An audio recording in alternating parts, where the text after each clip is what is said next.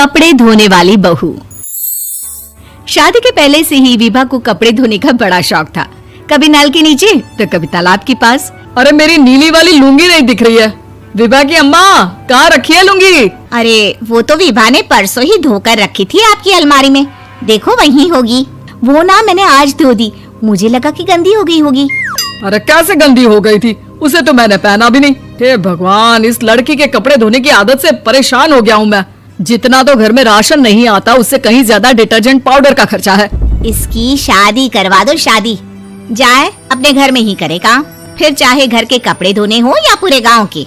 हाँ ठीक बोल रही हूँ, देखता हूँ मैं कोई लड़का। वो दिन भी आ जाता है जब विभा को देखने लड़के वाले आ जाते हैं। लड़की मुझे अच्छी लगी।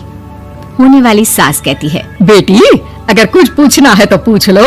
वैसे तो हमारी लड़की बहुत ही शर्मीली है, जो बोल दो वो मान लेती है, इसे क्या पूछना होगा। अरे कैसी बात कर रही हो माँ, मुझे इन लोगों के घर रहना है, सवाल तो कई है। हाँ हाँ बेटा पूछ लो ना, क्या पूछना है। आप लोगों के घर कपड़े कौन धोता है? सास का मुंह बन जाता है। देखो अगर तुम ये कहना चाहती हो कि तुम्हें कपड़े धोने नहीं आते तो सुन लो, कपड़े मैं ही धोती हूँ, लेकिन तुम्हारे आ जाने के बाद मैं रुमाल तक नहीं धोऊंगी। अरे चुप रहना भाग्यवान, बहू बेचारी घर आई नहीं, उसे डराना शुरू कर दिया। वो क्या है ना बिटिया, अभी तक तो ये कल्लू की माँ ही धोती थी, लेकिन अब तुम्हारे पापा तो दहेज में वॉशिंग मशीन देंगे ही।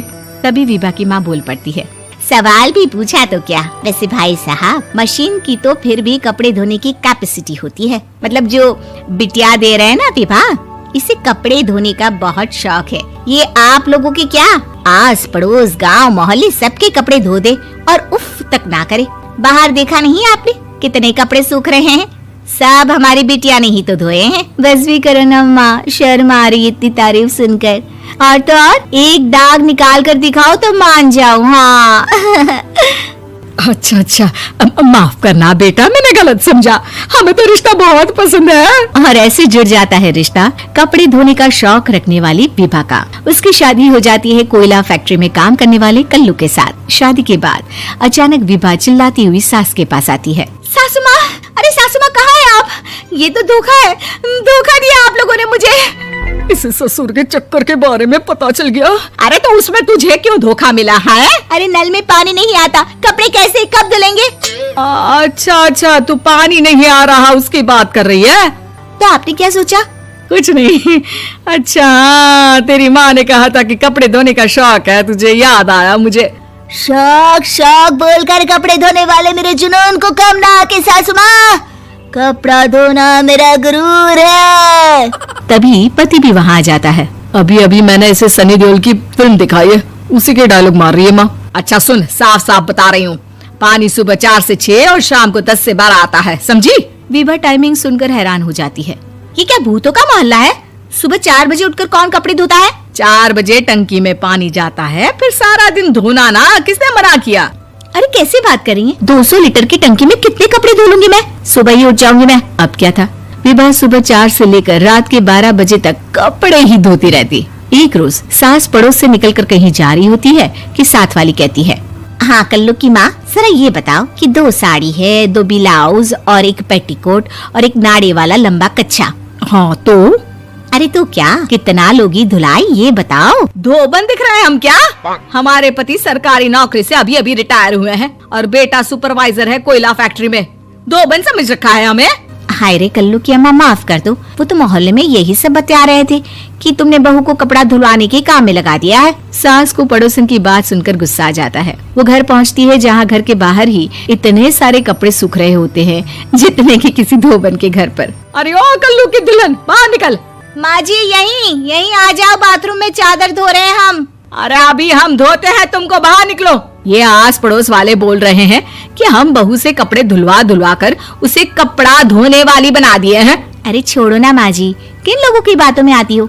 आस पास के लोगों का तो काम ही होता है कि वो किसी तरह सास बहू को लड़ा दे।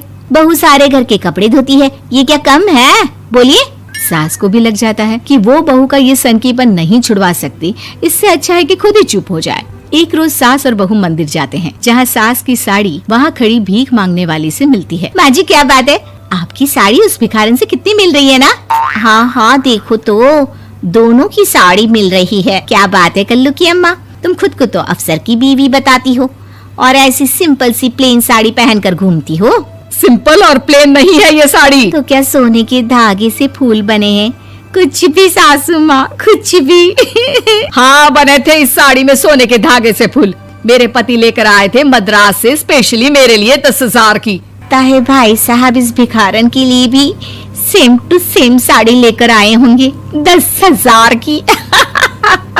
सास उस वक्त कुछ नहीं कहती, लेकिन बहू के साथ घर आती है और अलमारी से एल्बम निकाल कर लाती है। ये साड़ी देख रही है, ये वही साड़ी है जिसे मैंने अभी पहना था। इस साड़ी में ये जो चमकदार फूल दिख रहे हैं ना, ये सोने के धागों से काढ़े गए हैं। लेकिन तू लोकल वॉशिंग मशीन ब्रश से घिस घिस कर सारे फूलों को निकाल कर साड़ी प्लेन कर दी। मुझे माफ कर दीजिए सासू माँ। और तो और, जब मैंने तुझे तेरी गलती के लिए कुछ नहीं कहा, लेकिन तूने तो सबके सामने मेरा मजाक ही बना दिया। क्यों? बहू को समझ में आ जाता है कि अब से उसका कपड़े धोना बंद।